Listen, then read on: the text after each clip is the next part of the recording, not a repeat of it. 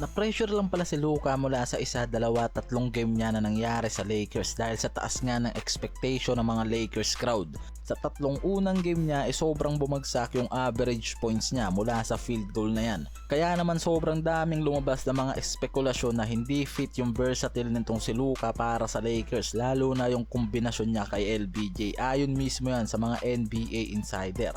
Pero sa pagpasok ng pang-apat na game niya kontra sa Denver Nuggets, nagtala lang naman itong si Luka ng 30 points, 10 rebounds, 7 assists and 4 steals sa game na yan. At nakuha niya pa dyan yung pangalawa niyang panalo since nang matrade siya sa Lakers. At sa panglimang game niya naman mismo kontra dito sa former team niya na Dallas, gumawa lang naman to ng 19 points, 15 rebounds, 11 assists, 3 steals and 2 blocks. At dyan niya rin nakuha mismo yung first triple-double niya sa LA Lakers mula sa 5 game pa lang niya na nilalaro.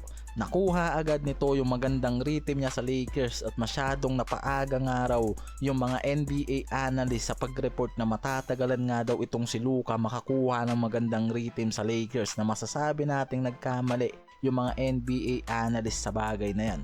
Sa unang tatlong game ni Luka, meron siyang 1-2 record, totally bumagsak sa 14 points yung average percentage niya. Na kahit siya mismo ay aminado na hindi maganda yung naging performance niya sa tatlong game na yan.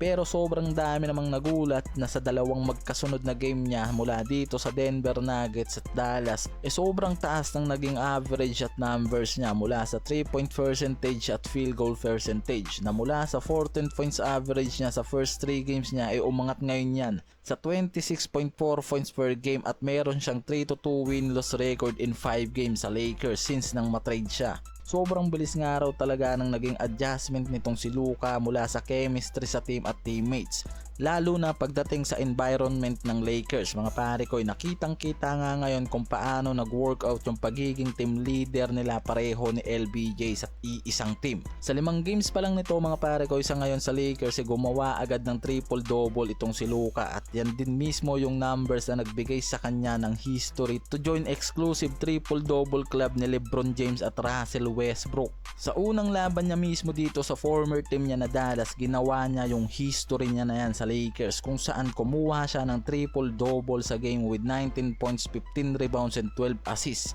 Sa 5 games niya na yan sa Lakers, yan yung naging dahilan kung bakit siya pumasok sa exclusive group, becoming just the third player in NBA history na gumawa ng triple-double against every team in the league. At siya rin yung pang-apat na player na gumawa ng triple-double sa unang 5 game niya sa team.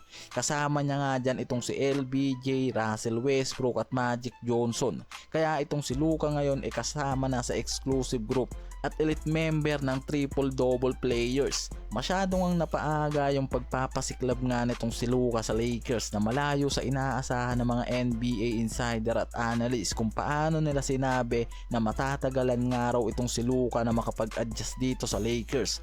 At pwede pa nga raw na masira dito yung career nitong si Luka sa pagkakatrade sa team na to, lalo na yung magiging adjustment niya sa magiging takbo ng laro kasama itong si LBJ, na ngayon nga parang malayo naman sa nagiging performance and average nitong si Luka, lalo na yung team chemistry, at nagpakita ng napakagandang compatibility sa team ngayon ng LA Lakers. At nakikita natin mismo na nagiging komportable na itong si Luka sa sistema na tumatakbo dito sa Lakers na ginagawa ni JJ Redick, at nakakapag-adjust na to bilang secondary team scorer kasunod nitong si LBJ. Sa mga susunod pa na game nitong si Luka, dalawa lang yung aasahan natin mga pare ko. It's either na magpatuloy ang pagtaas ng averaging for numbers nitong si Luka at maintain niya yung magandang performance at numbers mula sa depensa at opensa, o pwede rin namang bumaba dahil paniguradong hindi pa nga raw magiging consistent yung performance and numbers na mapoproduce nito sa Lakers. Pero kung magpapatuloy nga raw yung consistency nitong si Luka pagdating sa average points niya mula sa Denver Nuggets at Dallas, paniguradong mas magiging malaki yung impact nito pagdating sa opensa ng team, na maaaring magpataas lalo sa winning percentage nitong Lakers sa Western Conference.